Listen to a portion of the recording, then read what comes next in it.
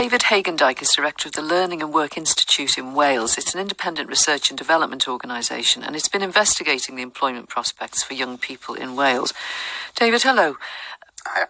Bethan feels that when it comes to her future work, she's been left out of the conversation, as she put it. But both the UK and Welsh governments told us they've invested in setting up new employment support services with work placements, opportunities to train in Wales to go back into education.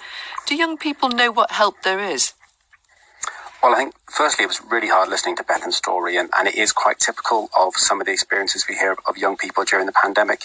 It is a really tough time for them to be looking for work and to try and get help. I think it's also a really fair point she makes about not knowing the support that's available.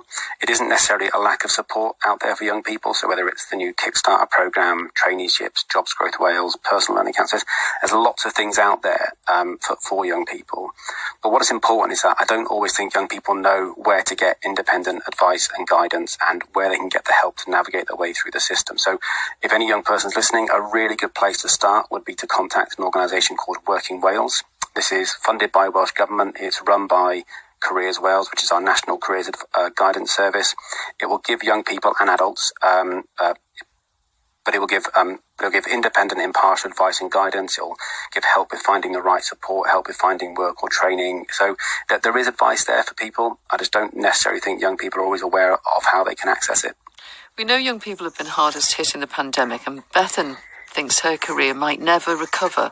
What are the long-term risks for younger people facing unemployment now?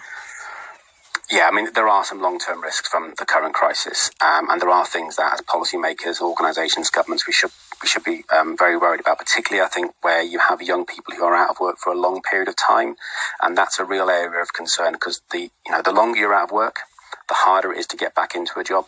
Then there's the long-term potential impact on an individual's earnings over their career and also their career progression. I think there is another area that's a real concern for us, particularly because of the nature of the pandemic, where lots of young people haven't been connected to friends and family for the last year.